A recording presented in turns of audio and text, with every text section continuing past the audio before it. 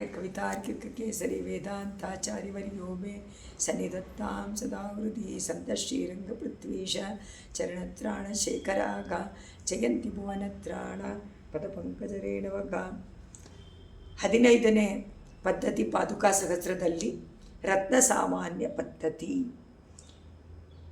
ಈ ರತ್ನ ಸಾಮಾನ್ಯ ಪದ್ಧತಿಯಲ್ಲಿ ಸ್ವಾಮಿ ದೇಶಿಕರು ರತ್ನಗಳ ಘರ್ಷಣೆಯಿಂದ ಉಂಟಾದಂಥ ನಾದವನ್ನು ತಗೊಂಡು ಹಿಂದಿನ ಪದ್ಧತಿಯಲ್ಲಿ 100 ಶ್ಲೋಕಗಳನ್ನು ರಚನೆ ಮಾಡಿದರು, ಪಾದುಕಾ ವೈಭವವನ್ನು ಹೇಳ್ತಾ. ಈಗ ಆ ರತ್ನದಲ್ಲಿ ಬರುವಂತಹ ಕಿರಣಗಳು, ಪ್ರಕಾಶ, ಈಗ ಡೈಮಂಡ್ ಇದೆಲ್ಲ ನೋಡ್ತೀವಲ್ಲ, ನವರತ್ನಗಳು, ಅದರಲ್ಲಿ ಒಂದೊಂದಕ್ಕೆ ಒಂದೊಂದು ಕಾಂತಿ ಉಂಟು. ಆ ಕಾಂತಿ ಯಾವುದರಿಂದ ಬರುತ್ತೆ? ಅದರಿಂದ ಉಂಟಾಗುವಂಥ ಕಿರಣದಿಂದ, ರಿಫ್ಲೆಕ್ಟ್ ಆಗಿ ಬರುವಂತಹ ಕಿರಣದಿಂದ. ಆ ಕಿರಣಗಳನ್ನು ಇಲ್ಲಿ ತಗೊಂಡಿದ್ದಾರೆ ರಶ್ಮಿ ಅಂತ. ರಶ್ಮಿ ಅಂದರೆ ಕಿರಣ, ಸೂರ್ಯ ರಶ್ಮಿ ಅಂತೀವಲ್ಲ, ಹಾಗೆ ಸೂರ್ಯನಲ್ಲಿ ಯಾವ ರೀತಿ ಕಿರಣಗಳು ಬರುತ್ತೋ ಅದೇ ರೀತಿ ಆ ಕಿರಣದಿಂದನೇ, ಆ ಸೂರ್ಯನ ಪ್ರಕಾಶದಿಂದಲೇ ಇದು ಪ್ರಕಾಶವಾಗುವಂಥದ್ದು ರತ್ನಗಳು. ಆ ರತ್ನಗಳ ಕಿರಣಗಳು ಎಲ್ಲಿತ್ತು? ಈ ರತ್ನಗಳು ಅಂತಂದರೆ ಪರಮಾತ್ಮನ ಪಾದುಕೆ ಅಂದರೆ ಶಠಾರಿ. ಆ ಶಠಾರಿನಲ್ಲಿ ರಂಗನಾಥನ ಆಸ್ಥಾನದಲ್ಲಿ ಒಂದೊಂದು ರೌಂಡ್ಗೆ ಏನಂತ ಹೇಳ್ತೀರಿ, ಆವಳಿಯಂತೆ, ದೀಪಾವಳಿಯಂತೆ ರತ್ನಾವಳಿ. ಈಗ ಸರ ಇದೆಯಲ್ಲ, ಅದರ ಒಂದ್ರ ಮೇಲೆ ಒಂದು ರೌಂಡ್ಗೆ ಜೋಡಿಸುವಂತೆ ಅದನ್ನು ಹುದುಗಿಸಿಟ್ಟಿದ್ದಾರೆ ರತ್ನಗಳನ್ನು. ಆ ರತ್ನಗಳು ಒಂದೊಂದು ಬಣ್ಣದ್ದು ಒಂದೊಂದು ಲೈನ್. ಸೊ ಈಗ ಅದನ್ನು ತಗೊಂಡಿದ್ದಾರೆ. ಇಲ್ಲಿ ಆ ರತ್ನದ ಸಾಮಾನ್ಯವಾದ ಒಂದು ಕಿರಣದ ವಿಷಯ ಮೊದಲನೇದು. ಹಾಗೆ ಮುಂದಕ್ಕೆ ಒಂದು ಹಸಿರು, ಪಚ್ಚೆ, ಹಸಿರು, ಕೆಂಪು, ಪದ್ಮರಾಗ ಪದ್ಧತಿ ಅಂತ ಎಲ್ಲ ಕೊಟ್ಟಿದ್ದಾರೆ. ಅದಕ್ಕೆ ಮರಕದ ಪದ್ಧತಿ, ಮುತ್ತುಗಳು ಇದೆಯಲ್ಲ, ಮುತ್ತುಗಳು, ಹವಳಗಳು, ಅದನ್ನೆಲ್ಲ ತಗೊಂಡು ಅದಕ್ಕೋಸ್ಕರನೇ ಒಂದೊಂದು ಪದ್ಧತಿನಲ್ಲಿ ಅದರ ಕಿರಣಗಳನ್ನು ವರ್ಣನೆ ಮಾಡಿದ್ದಾರೆ. ಅದೇನನ್ನು ನಮಗೆ ತೋರಿಸಿಕೊಡುತ್ತೆ, ಯಾವ ರೀತಿ ಪರಮಾತ್ಮನ ವೈಭವವನ್ನು ಅದು ತೋರಿಸುತ್ತೆ, ಪಾದುಕಾದೇವಿಗೆ ಯಾವ ರೀತಿ ಅದನ್ನು ವ್ಯಕ್ತಪಡಿಸ್ತಾಳೆ. ಇದರ ಮೂಲಕವಾಗಿ, ನಾದದ ಮೂಲಕವಾಗಿ ಬೇಕಾದಷ್ಟು ವಿಚಾರಗಳು ಬಂತು, ವೇದಾಂತ ವಿಚಾರ. ಈಗ ಈ ಕಿರಣಗಳ ಮೂಲಕವಾಗಿ ಈ ಪದ್ಧತಿಗಳಲ್ಲಿ ಮುಂದಕ್ಕೆ ವರ್ಣನೆ ಮಾಡ್ತಾರೆ. ಈಗ ಮೊದಲನೇದು ರತ್ನ ಸಾಮಾನ್ಯ ಪದ್ಧತಿ. ಅಮ್ಮ ಪಾದುಕೆ, ನಿನ್ನ ಮೇಲೆ ಹುದುಗಿಸಿಟ್ಟಿರುವಂಥ ರತ್ನಗಳ ಕಾಂತಿ ಇದೆಯಲ್ಲ, ಆ ಕಾಂತಿ ಮೇಲೆ ಮೇಲೆ ಒಂದೊಂದು ಸತಿಗೂ ಅದು ಹೆಚ್ಚು ಹೆಚ್ಚಾಗಾದಂತೆ ಕಾಣಿಸುತ್ತೆ. ಈಗ ಒಂದು ಸ್ವಲ್ಪ ಯಾವುದೋ ಒಂದು ದೀಪ ಹಚ್ಚಿಟ್ಟು ರತ್ನವನ್ನಿಟ್ಟರೆ ಸ್ವಲ್ಪನೇ ಕಿರಣ ಬರುತ್ತೆ. ಅದೇ ಹೆಡ್ ಲೈಟು, ಅದೇನೋ ಹೇಳ್ತಾರಲ್ಲ, ಆ ಥರ ಟಾರ್ಚ್ ಲೈಟನ್ನು ಹಾಕಿದ್ರೆ ಅದಕ್ಕೆ ತುಂಬ ಕಿರಣಗಳು ಅದರಿಂದ ಅದರಿಂದ ಅವ್ರು ಹೇಳ್ತಾರೆ, ಮೇಲೆ ಮೇಲೆ ಎದ್ದು ಫಳ ಫಳ ಫಳ ಅಂತ ಹೊಳಿತಾ ಇರುತ್ತೆ. ಅದು ಮೇಲೆ ಇರುವ ಕಾಂತಿ ಇದನ್ನು ನೋಡಿದ್ರೆ ನಿನ್ನ ರತ್ನಗಳನ್ನು ಹಾಕಿದ್ದಾರೆ ಅಂತ ಗೊತ್ತಾಗತ್ತೆ. ಆ ರತ್ನಗಳ ಅವುಗಳ ಧ್ವನಿಯನ್ನು ಮುಂಚೆನೇ ಕೇಳಿಬಿಟ್ಟಿದ್ದೀವಿ, ಅದು ಧ್ವನಿ ಉಂಟು ಮಾಡುತ್ತೆ ಅಂತ. ಅಲ್ಲಿನ ರತ್ನಗಳಿಗೆ ರೋಮಾಂಚ ಉಂಟಾಗುತ್ತೋ, ರತ್ನ ರೋಮಾಂಚಗೊಂಡು ಆ ಕಿರಣಗಳನ್ನು ಜಾಸ್ತಿಯಾಗಿ ಮಾಡ್ಕೊಂಡಿದೆಯೇನೋ ಅಂತ ಅನಿಸುತ್ತೆ. ಅಂದರೆ ಮೊದಲನೇದು ಶ್ಲೋಕದ ಹೊಳಿತಾ ಇದೆಯಲ್ಲ, ಆ ಫಳಫಳ ಹೊಳೆಯುವಂತಹ ಪ್ರಕಾಶ ಎಲ್ಲಿಂದ ಬಂತು ಅಂದರೆ ಅದು ಆ ವರ್ಣನೆ ಮಾಡಿ, ಅಂದರೆ ಸೂಕ್ತಿಗ ಏನು, ರತ್ನಗಳಲ್ಲಿ ಕಿರಣ ಇದೆ, ಕಾಂತಿ ಇದೆ. ಆ ಕಾಂತಿ ಯಾವ ರೀತಿ ನಮಗೆ ಅದು ಜಾಸ್ತಿ ಆಯಿತು, ಶಬ್ದವನ್ನು ಕೇಳಿ ಅವಳ ಪ್ರಕಾಶ ಜಾಸ್ತಿ ಆಯಿತು ಅಂತ ನಮ್ಗೆ ಗೊತ್ತಾಗತ್ತಾ? ಅದಕ್ಕೆ ಏನು ಉದಾಹರಣೆ ಅಂತಂದರೆ, ಈಗ ಬ್ರಹ್ಮಜ್ಞಾನಿಗಳು ಈಗ ಒಂದು ಮಗುಗೆ ಉಪನಯನ ಮಾಡ್ತಾರೆ ಅಂತ ಇಟ್ಕೊಳ್ಳಿ. ಉಪನಯನ ಮಾಡಿದ ಮೇಲೆ ಗಾಯತ್ರಿ ಮಂತ್ರವನ್ನು ಉಪದೇಶ ಮಾಡಿ ಆಚಾರ್ಯರು ಹೇಳ್ತಾರೆ, ನೀನು ಇದನ್ನು ಸಂಧ್ಯಾವಂದನೆ ಕಾಲದಲ್ಲಿ ಇದನ್ನು ಚೆನ್ನಾಗಿ ಉಪಾಸನೆ ಮಾಡು, ಗಾಯತ್ರಿ ಮಂತ್ರದ ಶಕ್ತಿ ಒಂದೊಂದು ವರ್ಷದಲ್ಲೂ ಜಾಸ್ತಿ ಆಗತ್ತೆ. ಅದೇ ಥರ ಅವರು ಹೇಳಿದಂತೆ ಗಾಯತ್ರಿ ಮಂತ್ರವನ್ನು ಉಪಾಸನೆ ಹೇಳಿದರೆ ಆ ಬ್ರಹ್ಮ ತೇಜಸ್ಸು ಕಾಣಿಸುತ್ತೆ. ಮನುಷ್ಯನಲ್ಲೂ ಕೂಡ ತೇಜಸ್ಸು ಜಾಸ್ತಿ ಆಗ್ತಾ ಬೆಳ್ಕೊಂಡು ಹೋಗುತ್ತೆ ಶಕ್ತಿ, ಗಾಯತ್ರಿ ಮಂತ್ರಶಕ್ತಿ. ಅದೇ ಥರ ಇರಲಿ. ಅದರಿಂದ ಆ ಶಕ್ತಿ ಜಾಸ್ತಿ, ರತ್ನಗಳು ಅದನ್ನು ಕೇಳಿ ಮೇಲಕ್ಕೆ ಎದ್ದು ನಾದವನ್ನು ಕೇಳಿ ಇದು ಜಾಸ್ತಿ ಆಗುತ್ತಂತೆ. ಪ್ರಕಾಶ ಜಾಸ್ತಿ ಅಂದರೆ ಏನು? ತೇಜಸ್ಸು ಜಾಸ್ತಿ ಆಯಿತು ಅಂತ ಅರ್ಥ. ಹೇಳಿ ಜಾಸ್ತಿ ಆಯಿತು, ಶಬ್ದವನ್ನು ಶ್ರುತ್ವ ಅಂದರೆ ಕೇಳಿ ರೋಮಾಂಚಗೊಂಡು, ರೋಮಾಂಚನ ಆದ ತಕ್ಷಣ ನವಿರು ಹೇಳುತ್ತಲ್ಲ, ಅದೇ ಥರನೇ ಈ ಕಾಂತಿ, ರತ್ನಗಳ ಕಾಂತಿ ಎದ್ದೇಳಿ ಪ್ರಕಾಶಮಾನವಾಗುತ್ತೆ ಅಂತ ಹೋಲಿಸ್ಕೊಂಡು ಇದನ್ನು ಸ್ತೋತ್ರ ಮಾಡಿದ್ದಾರೆ. ಹೊಳಿತಾ ಇರುತ್ತೆ. ಆ ಹೊಳೆಯುವಂಥದ್ದು ಜಾಸ್ತಿಯಾಗಿ ಪ್ರಕಾಶಮಾನವಾಗಿ ತೇಜಸ್ಸಿನಿಂದ ಕೂಡಿರುವಂತೆ ಕಾಣಿಸುತ್ತೆ. ಅದಕ್ಕೆ ನಾವು ಮಕ್ಕಳನ್ನು ನೋಡಿದಾಗ ಎಲ್ಲ ತೇಜಸ್ಸು ಪಾರಂಗೋ ಬ್ರಹ್ಮ ತೇಜಸ್ ಅಂತೀವಲ್ಲ, ಅದೇ ಆ ತೇಜಸ್ಸನ್ನು ಇಲ್ಲಿ ಮಣಿ, ಆ ರತ್ನದಲ್ಲಿರುವಂಥದ್ದು ಯಾವ ರೀತಿ ಪ್ರಕಾಶಮಾನವಾಗುತ್ತೆ ಅದನ್ನು ಕೇಳಿ ತುಂಬ ಆನಂದದಿಂದ ಮೈ ನವಿದೆದ್ದು ಅದು ಪ್ರಕಾಶ ಜಾಸ್ತಿ ಆಗಿದೆ ಅಂತ ಆಳ್ವಾರವರ ಸೂಕ್ತಿಗಳು ಗಾನ ಮಾಡ್ತಾ ಇದ್ರೂ ಹಾಗೇ ರೋಮಾಂಚಿತವಾಗ್ತಾರೆ ಕೆಲವರು. ಅದರ ಒಳಗಡೆ ಹೋಗಿಬಿಟ್ರೆ ಅದರಲ್ಲಿ ಪೂರ್ತಿ ಅವರ ಮನಸ್ಸು ತುಂಬಿ ಹೋಗಿ ಅಬ್ಬ ಎಂತಹ ಒಂದು ಅನುಭವ ಅಂತ ಅವರನ್ನೇ ಮರೆತು ಅದರಲ್ಲಿ ಮುಳುಗುವಂತೆ ಆಗಿಬಿಡುತ್ತೆ ಅನ್ನೋದೇ ಇದರಲ್ಲಿ ಒಂದು ವಿಷಯ. ಇಲ್ಲಾಂದರೆ ರತ್ನಗಳ ಪ್ರಕಾಶ ಅಂದರೆ ಇನ್ನೇನರ್ಥ? ಧ್ವನಿ ಆದರೂ ನಮಗೆ ಗಂಟಾನಾದ, ಆ ನಾದ, ಈ ನಾದ ಎಲ್ಲದನ್ನು ನಾವು ಅನ್ವಯಿಸ್ಕೊಳ್ಬಹುದು. ಆದರೆ ಪ್ರಕಾಶ ತೇಜಸ್ಸಿಗೆ, ಪರಮಾತ್ಮನ ತೇಜಸ್ಸು ತಾನೇ ಅವನದ್ದು. ಷಾಡ್ಗುಣ್ಯದಲ್ಲಿ ಅವನದ್ದು ನಾವು ಹೇಳೋದಷ್ಟೇ ತಾನೆ, ಜ್ಞಾನ, ಶಕ್ತಿ, ಬಲ, ವೀರ್ಯ, ಐಶ್ವರ್ಯ, ತೇಜಸ್ಸು. ಆ ತೇಜಸ್ಸು ಅನ್ನೋದು ಪ್ರಕಾಶ. ಆ ಜ್ಞಾನದಿಂದ ಉಂಟಾಗುವಂತಹ ತೇಜಸ್ಸಿಗೆ ಪ್ರಕಾಶ. ಅದನ್ನು ಈ ರತ್ನಗಳ ಕಿರಣಗಳಿಂದ ತಗೊಂಡಿದ್ದಾರೆ ಸ್ವಾಮಿ ದೇಶಿಕರು. ಅಮ್ಮ ಪಾದುಕಾದೇವಿ ರಂಗೇಂದ್ರನ ಪಾದುಕೆಗೆ ಉತ್ ಅರ್ಚಿಷಕ, ಮೇಲೆ ಮೇಲೆ ಏಳುವಂಥ, ಅರ್ಚಿಸ್ ಅಂದರೆ ಕಿರಣ, ಕಾಂತಿ. ಆ ಕಾಂತಿಯುಳ್ಳ ತೇ ನಿನ್ನ ಬಹಿರ್ಮಣೀನ್, ಹೊರಗಡೆ ಇರುವಂಥ ರತ್ನಗಳನ್ನು, ಅಂದರೆ ಮೇಲ್ಗಡೆ ಒಂದು ಕಟ್ಟಡ ಮಾಡಿ ಅದರೊಳಗೆ ಹುದುಗಿಸಿಟ್ಟಿರುವಂಥದ್ದು ರತ್ನಗಳನ್ನು, ಅಂತರ್ಮಣಿ ರವಂ, ಒಳಗಡೆ ಒಂದೊಂದಕ್ಕೆ ತಗಲಿ ಬರುವಂಥ ರವಂ ಅಂದರೆ ಶಬ್ದ. ಆ ಶಬ್ದವನ್ನು ಶ್ರುತ್ವ ಕೇಳಿ ರೋಮಾಂಚಿತ ಕೃತಿ, ರೋಮಾಂಚಿತವಾದಂಥ ಶರೀರ ಆಗ್ಬಿಡುತ್ತಂತೆ. ಯಾರಿಗೆ? ಆ ರತ್ನಕ್ಕೆ. ರತ್ನದ ಶರೀರಕ್ಕೆ ಒಳಗಡೆ ಉಂಟಾದಂಥ ಗರ್ಭರತ್ನ ನಾದವನ್ನು ಕೇಳಿ ರೋಮಾಂಚಗೊಂಡು ಬಿಟ್ಟು ಪ್ರಕಾಶ ಜಾಸ್ತಿ ಆಗುತ್ತೆ ಅಂತ ನಾನು ತಿಳ್ಕೊತೀನಿ ಅಂತ. ನೋಡಿ ಯಾವ ರೀತಿ ಅನ್ವಯ. ಅದು ಸ್ವಾಮಿ ದೇಶಿಕರಿಗೆ ಮಾತ್ರ ಸಾಧ್ಯ ಈ ಥರ ಅನುಭವ ಮಾಡೋದಕ್ಕೆ. ಸಾಮಾನ್ಯ ವಿಷಯವನ್ನು ತಗೊಂಡು ಎಂತಹ ಒಂದು ಆಶ್ಚರ್ಯವಾದ ಒಂದು ಅನುಭವವನ್ನು ನಮಗೆಲ್ಲ ಉಣಬಡಿಸಿದ್ದಾರೆ. ಇದು ರಸಾಸ್ವಾದ ಅಲ್ವ? ರಂಗನಾಥನ ವೈಭವ. ಪಾದುಕೆಯನ್ನು ನಮ್ಮಾಳ್ವಾರ್ ಅಂತಾನೆ ಕರೆಯೋದು. ನಮ್ಮಾಳ್ವಾರು ಆದಿಶೇಷ, ಗರುಡ ಅಂತಾನೆ ಅನ್ವಯ ಮಾಡಿದ್ದಾರೆ, ಸಮನ್ವಯ ಮಾಡಿದ್ದಾರೆ. ಅದರೊಳಗೆ ರತ್ನಗಳನ್ನು ಆಳ್ವಾರರ ದಿವ್ಯ ಪ್ರಬಂಧದ ಸೂಕ್ತಿಗಳೇ, ಪಾಶುರಗಳೇ ಒಂದೊಂದು ರತ್ನ. ಆ ರತ್ನಗಳ ಕಾಂತಿ ಯಾವುದು ಅಂತಂದರೆ ಆ ಪಾಶುರಗಳ ಅನುಭವದ ಒಂದು ತಾತ್ಪರ್ಯ, ಅದೇ ಕಾಂತಿ. ಆ ಕಾಂತಿ ಹೆಚ್ಚಾಗಬೇಕಾದ್ರೆ ಒಳಗೊಳಗೆ ಆ ನಾದವನ್ನು ಕೇಳಿ ರೋಮಾಂಚನಗೊಳ್ಬೇಕು. ಸ್ವಾಮಿ ನಮ್ಮಾಳ್ವಾರು ಮೂರ್ಛೆ ಹೋದರೂ ಪರಮಾತ್ಮನ ಸೌಲಭ್ಯವನ್ನು ಕೇಳಿ ಅಯ್ಯೋ ಒಂದು ಆಯ್ಚಿಯಾದಂತಹ ಯಶೋದೆಯಿಂದ ಕಟ್ಟಿ ಹಾಕೊಂಡು ಬಿಟ್ನಲ್ಲ ಈ ಪರಮಾತ್ಮ, ಅಯ್ಯೋ ಏನು ಸೌಲಭ್ಯ ಅಂತ ಮೂರ್ಛೆ ಹೋದರೂ ಇಲ್ವೋ? ಯಾಕೆ? ಅವರು ಅಷ್ಟು ಒಳಗೆ ಮುಳುಗಿಬಿಟ್ರಲ್ಲ. ಆ ಥರ ನಾವು ಆ ಒಂದು ಅರ್ಥದಲ್ಲಿ ಮುಳುಗಿದಾಗ ಅನಿಸುತ್ತೆ ರೋಮಾಂಚವಾಗಬೇಕು ಅಂತಾರೆ ಇಲ್ಲಿ ಸ್ವಾಮಿ ದೇಶಿಗಳು. ಇದು 481 ಮೊದಲನೇ ಶ್ಲೋಕ. ಎರಡನೇ ಶ್ಲೋಕದಲ್ಲಿ ವಿದೇಹಿ ಶೌರೇಗೆ ಮಣಿಪಾದುಕೆ ತ್ವಂ ವಿಪದ್ಯಮಾನೆ ಮಯಿ ರಶ್ಮಿಜಾಲೈಹಿ ಆಸೀದತಾಮಂತಕ ಕಿಂಕರಾಣಾಂ ವಿತ್ರಾಸನಾನ್ ವೇತ್ರಲತಾ ವಿಶೇಷಾನ್.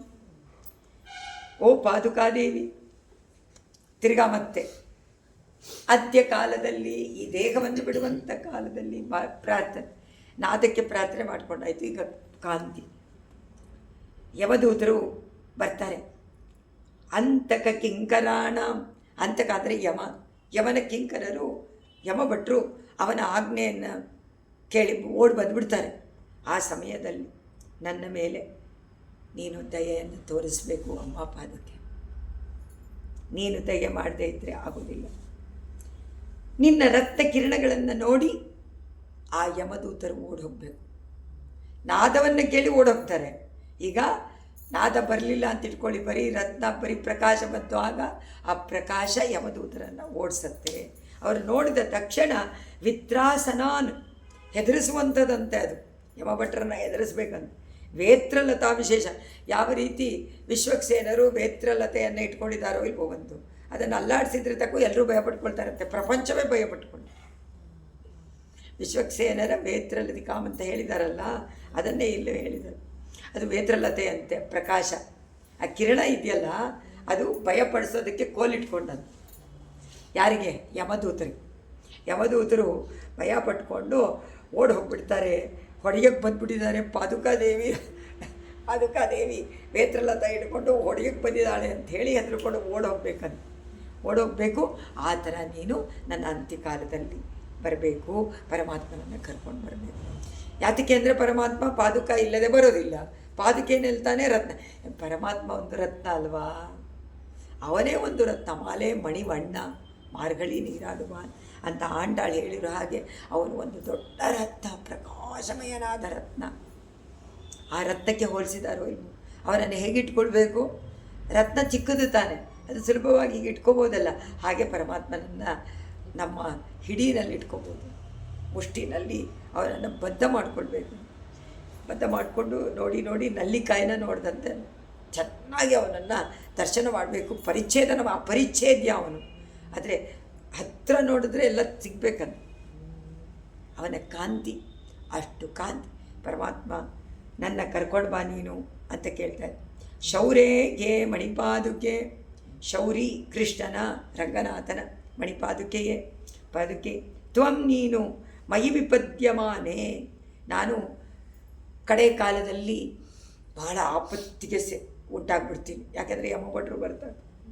ಆ ಕೊನೆಗಾಲದಲ್ಲಿ ಆಸೀದತ ಹತ್ತಿರ ಬಂದಿದ್ದಾರೆ. ಅಂತಕ ಕಿಂಕರಾಣ ನನ್ನ ಸುತ್ತಲೂ ನಿಂತ್ಕೊಂಡ್ಬಿಟ್ಟಿದ್ದಾರೆ. ಅವರನ್ನು ನಾನು ನೋಡಿ ಭಯಪಟ್ಕೊಂಡು ಬಿಡಬೇಕಾಗತ್ತೆ, ಕಷ್ಟಪಡ್ತಾ ಇರ್ತೀನಿ ಆ ಕಾಲದಲ್ಲಿ. ಅದಕ್ಕೋಸ್ಕರ ವಿತ್ರಾಸನ, ಹೆದರಿಸುವಂತಹ ವೇತ್ರಲತ, ನೀನು ಕೈನಲ್ಲಿ ಒಂದು ಬೆತ್ತದ ಕೋಲನ್ನು ಹಿಡ್ಕೊಂಡು ಬರಬೇಕು. ಆ ಬೆತ್ತದ ಕೋಲು ಯಾವುದು? ನಿನ್ನ ರತ್ನದಿಂದ ಉಂಟಾಗುವಂಥ ಕಿರಣ ಎನ್ನುವಂಥ ಕೋಲು ಯಮಭಟ್ರನ್ನು ಹೆದರಿಸಿ ಓಡಿಸ್ಬೇಕು ಅಂತ ಕೇಳ್ಕೊತಾ ಇದ್ದಾರೆ ಪಾದುಕಾಯಿ. ಮುಕುಂದ ಪಾದಾವನಿ ಮಧ್ಯನಾಡ್ಯ ಮೂರ್ಧನ್ಯಯ ನಿಷ್ಪತತೋ ಮುಮುಕ್ಷೋಗೋ ಆ ಬ್ರಹ್ಮಲೋಕಾತ್ತವಲಂಬನಾರ್ಥಂ ರತ್ನಾನಿ ತೇ ರಶ್ಮಿಗಣಂ ಸೃಜಂತಿ ಉಂಟು ಮಾಡ್ತೀಯ. ರಶ್ಮಿಗಣ, ಕಿರಣಗಳ ಸಮೂಹ. ಆ ಕಿರಣಗಳ ಸಮೂಹ, ರಶ್ಮಿಗಣಗಳು ಸೃಜಂತಿ ಉಂಟು ಮಾಡುತ್ತೆ. ಏನನ್ನು? ಬ್ರಹ್ಮಲೋಕದವರೆಗೂ ಅವಲಂಬನಾರ್ಥಂ. ಬ್ರಹ್ಮಲೋಕದವರೆಗೂ ನಾವು ಹೋಗಬೇಕು ಅಂತಂದರೆ ಒಂದು ಹಿಡ್ಕೊಳ್ಳೋದು ಬೇಕಲ್ಲ, ಅವಲಂಬನ ಕೋಲು, ಏಣಿ ಬೇಕು. ಅದು ಏನು ಅಂತಂದ್ರು, ಅದರ ಕಿರಣ. ಅದನ್ನೇ ಹೇಳಿರೋದಲ್ವ.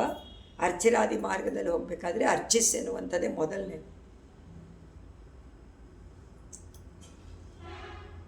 ಸ್ವಾಮಿ ದೇಶಿಕರು ಇದರಲ್ಲೂ ಸ್ತೋತ್ರ ಮಾಡಿದ್ದಾರೆ. ಅದನ್ನು ಪ್ರಬಂಧದಲ್ಲಿ, ಅಧಿಕಾರ ಸಂಗ್ರಹದಲ್ಲಿ ಅರ್ಚಿರಾದಿ ಮಾರ್ಗಕ್ಕೆ ಒಂದು ಪಾಶುರ ಅದರಲ್ಲಿ ಹೇಳ್ತಾರೆ. ಯಾವ ರೀತಿ ಇವರನ್ನು ಅವಲಂಬನ ಮಾಡಿಕೊಂಡು ಒಬ್ಬೊಬ್ಬರು ಕೂಡ ಬರ್ತಾರೆ ಅಂತ. ಅರ್ಚಿಸನ ಕಿರಣವನ್ನು ಹಿಡ್ಕೊಂಡು ಅದೇ ಕರ್ಕೊಂಡು ಹೋಗ್ತಾರೆ. ಕಿರಣ ಮೂವ್ ಆಗ್ತಾ ಇರುತ್ತೋ ಇಲ್ವೋ ಅದು ಕರ್ಕೊಂಡು ಹೋಗುತ್ತೆ. ಅದನ್ನೇ ಮುಕುಂದ ಪಾದಾವನಿ, ಮೋಕ್ಷವನ್ನು ಕೊಡುವಂತಹ ಮುಕುಂದನಾದ ಶ್ರೀರಂಗನಾಥ, ಅವನ ಪಾದ ಅವನಿ, ಅವನ ಪಾದವನ್ನು ರಕ್ಷಣೆ ಮಾಡುವಂಥ ಮಣಿಪಾದುಕೆಯೇ. ಮೂರ್ಧನ್ಯಯ, ನಿನ್ನ ಮೂರ್ಧನ್ಯಯ ತಲೆ ಮೇಲೆ ಇರುವಂಥ ರತ್ನಗಳು. ಆ ರತ್ನಗಳು ಮಧ್ಯನಾಡ್ಯ, ನಡುವೆ ಇರುವಂಥ ನಾಡಿ. ಆ ನಾಡಿ ನಿಷ್ಪತತಕ, ಹೊರಗೆ ಬರುವಂಥ ಬ್ರಹ್ಮರಂಧ್ರದಿಂದ ಬ್ರಹ್ಮನಾಡಿ. 101ನೇ ಸುಷುಮ್ನಾ ನಾಡಿ. ಅದು ಮುಮುಕ್ಷೋಹೋ, ಅವ್ರು ಹೇಳ್ತಾರೆ ಇದರಲ್ಲಿ ಮುಮುಕ್ಷೋಹೋ. ಮುಮುಕ್ಷು ಅಂದ್ರೇನು? ಮೋಕ್ಷಕ್ಕೋಸ್ಕರವಾಗಿ ಏನಾದರೂ ಒಂದು ಪ್ರಯತ್ನ ಮಾಡಿ ಕರ್ಮಗಳನ್ನೆಲ್ಲ ಕಳ್ಕೊಂಡು ನಾನು ಮೋಕ್ಷಕ್ಕೆ ಹೋಗ್ತೀನಿ ಅನ್ನುವಂತಹ ಸ್ಟೇಟಲ್ಲಿ ಇರುವಂಥವು ಮುಮುಕ್ಷುಗಳು. ಬುಭುಕ್ಷುಗಳು ಕರ್ಮಬಂಧದಿಂದ ಇಲ್ಲೇ ಈ ಪ್ರಪಂಚದಲ್ಲೇ ಇದ್ದು ನಾವು ಕಳ್ಕೊಳ್ತೀವಿ ಅಂತ ಇರುವಂಥವು. ಇನ್ನೂ ಏನು ಪ್ರಯತ್ನ ಮಾಡಿಲ್ಲ, ಮೋಕ್ಷ ಇದೆ ಅಂತ ಗೊತ್ತಿಲ್ಲ, ಭಗವಂತನ ಅನುಭವ ಗೊತ್ತಿಲ್ಲ, ಆನಂದ ಗೊತ್ತಿಲ್ಲ ಅಂಥವರು ಬುಭುಕ್ಷುಗಳು. ಇನ್ನು ಬದ್ಧರು, ಸಂಸಾರದಲ್ಲಿ ಬಂಧನ ಮಾಡಿಕೊಂಡಿರುವಂಥವರು.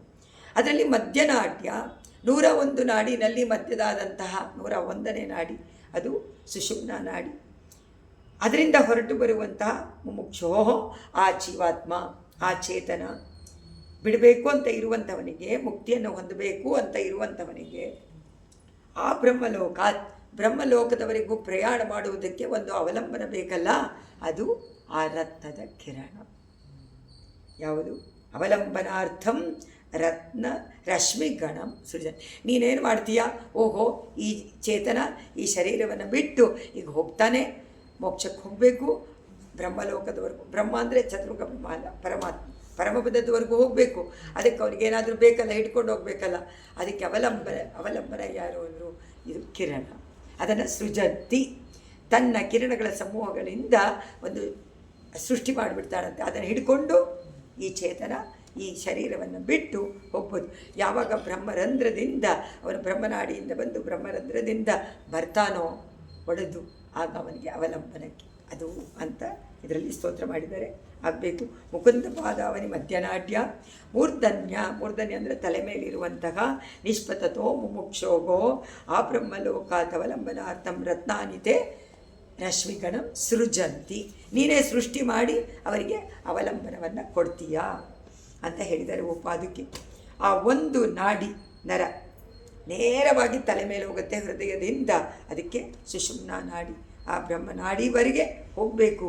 ಆ ಮೂಲಕ ಹೋಗುವ ಜೀವನಿಗೆ ಬ್ರಹ್ಮಲೋಕದವರೆಗೂ ಇದು ಅವಲಂಬನ, ಸಾಧನ, ಹಗ್ಗ, ಏಣಿ, ಕೋಲು ಅಂತ ಹಿಡ್ಕೊಂಡು ಹೋಗಬೇಕು. 484 ಅಸೂರ್ಯ ಭೇದ್ಯಾಂ ರಜನೀಂ ಪ್ರಜಾನಾಂ ಆಲೋಕಮಾತ್ರೇಣ ನಿವಾರಯಂತಿ ಅಮೋಘ ವೃತ್ತಿರ್ಮಣಿಪಾದರಕ್ಷೆ ಮುರದ್ವಿಷೋ ಮೂರ್ತಿಮತೀ ದಯಾ ತ್ವಂ.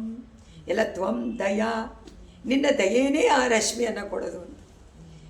ಬೇರೆ ರೂಪ ಅಲ್ಲ, ರಶ್ಮಿನೇ ದಯಾರೂಪ, ಪಾದುಕಾದೇವಿಯ ದಯೆ. ಮಣಿಪಾದರಕ್ಷೆ ರತ್ನಮಯ ಪಾದುಕಾದೇವಿ.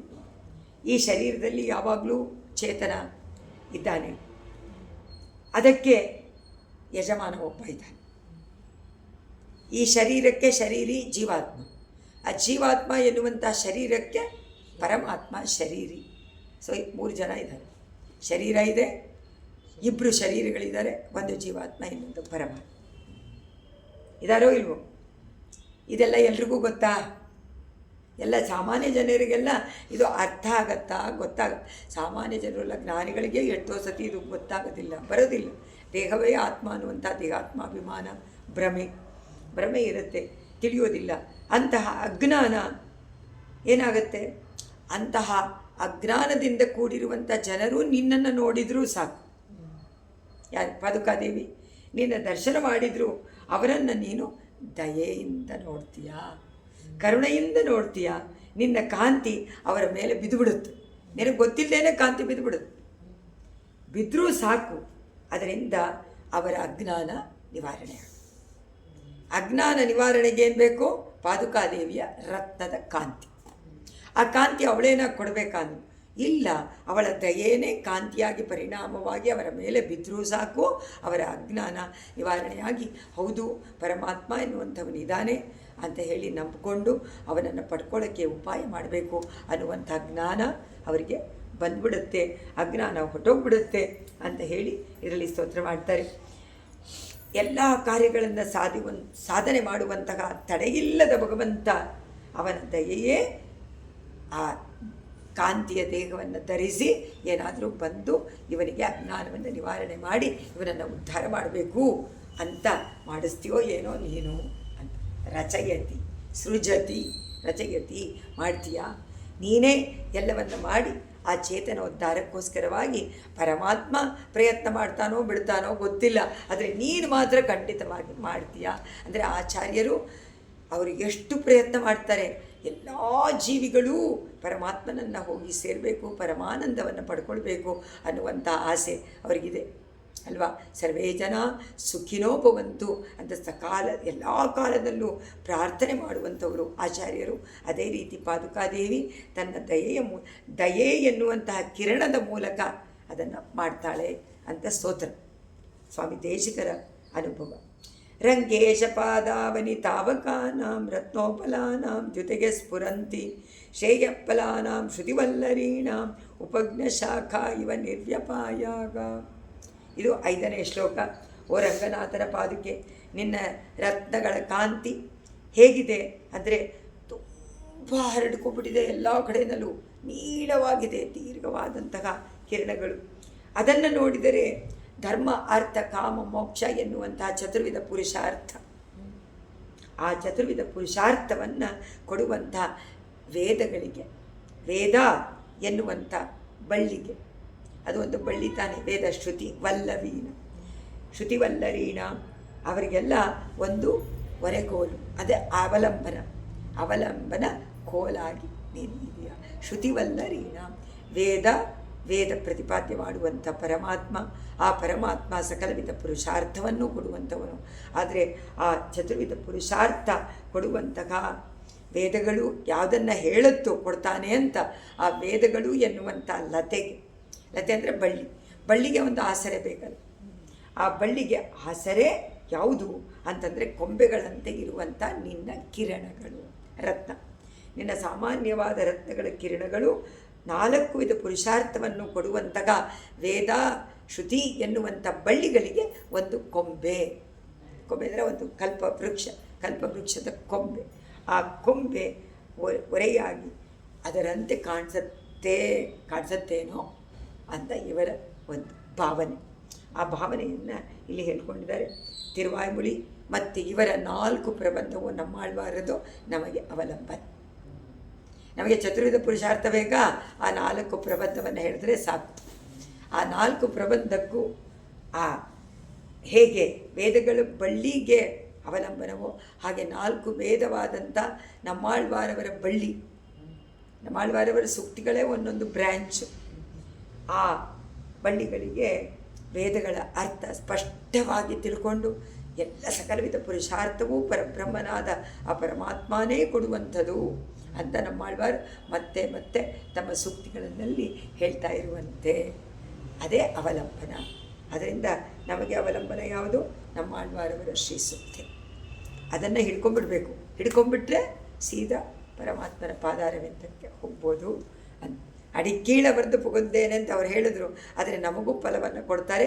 ನೀವು ಎಲ್ಲ ಯಾವಾಗಲೂ ಪರಮಾತ್ಮನ ಪಾದಾರವಿಂದದಲ್ಲಿ ಒಂದು ಕ್ಷಣವೂ ಬಿಡದಂತೆ ಇರುವಂತಹ ಕೈಂಕರ್ಯ ಮಾಡುವಂಥ ನಿಮಗೆ ಫಲ ಸಿಗತ್ತೆ ಈ 10 ಪಾಶುರಗಳಿಂದ ಅಂತ ಒಂದು ಪದಿಕದಲ್ಲಿ ಅದನ್ನು ಕೊಡ್ತಾರೆ. ಅಂತಹ ನಮ್ಮಾಳ್ವಾರ ಸೂಕ್ತಿಗಳು ಬೇರೆ ಅಲ್ಲ, ಪಾದುಕಾ ಸಹಸ್ರ ಬೇರೆ ಅಲ್ಲ. ಅದು ತಿರುವಾಯ್ಮೊಳಿ 1000 ಪಾಶುರಗಳು, ಇದರಲ್ಲೂ 1000 ಶ್ಲೋಕಗಳು. ಅದಕ್ಕೆ ಸಮಾನವಾದದ್ದು ಅಂಥೇಳಿ ಅನ್ವಯ ಮಾಡಿದ್ದಾರೆ. ಸಮನ್ವಯ ಮಾಡಿ ನಮ್ಮಾಳ್ವಾರರ ವೈಭವವನ್ನು, ಅವರ ಸೂಕ್ತಿಗಳ ಪ್ರಭಾವವನ್ನು ಕೂಡ ಇದರಲ್ಲಿ ವರ್ಣನೆ ಮಾಡ್ತಾರೆ ಆಚಾರ್ಯ ಮಕ್ಕಳು. ಅದರಿಂದ ಆಚಾರ್ಯರಿಗೆ ನಮೋ ನಮಃ ಅಂಥೇಳಿ ಅವರು ಕೊಟ್ಟಿದ್ದಕ್ಕೆ ತಾನೇ ನಮಗೇನಾದರೂ ಅರ್ಥ ಆಗುತ್ತೆ, ಇಲ್ಲಾಂದರೆ ಗೊತ್ತೇ ಆಗೋದಿಲ್ಲ. ಅದನ್ನು ಅವ್ರು ಹೇಳಿದ್ದನ್ನು ಹೇಳೋಕ್ಕೂ ಗಿಣಿಪಾಠದಂತೆ ಹೇಳೋಕ್ಕೂ ಬರೋದಿಲ್ವಲ್ಲ, ಅವರ ಭಾಷೆ ನಮಗೆ ಬರೋದಿಲ್ವಲ್ಲ. ಅವರ ಭಾಷೆ ಅಷ್ಟು ಮಧುರ ಭಾಷೆ, ಆದರೆ ಪ್ರಯತ್ನ ಪಡೋದು ಪರಮಾತ್ಮನ ವಿಷಯ.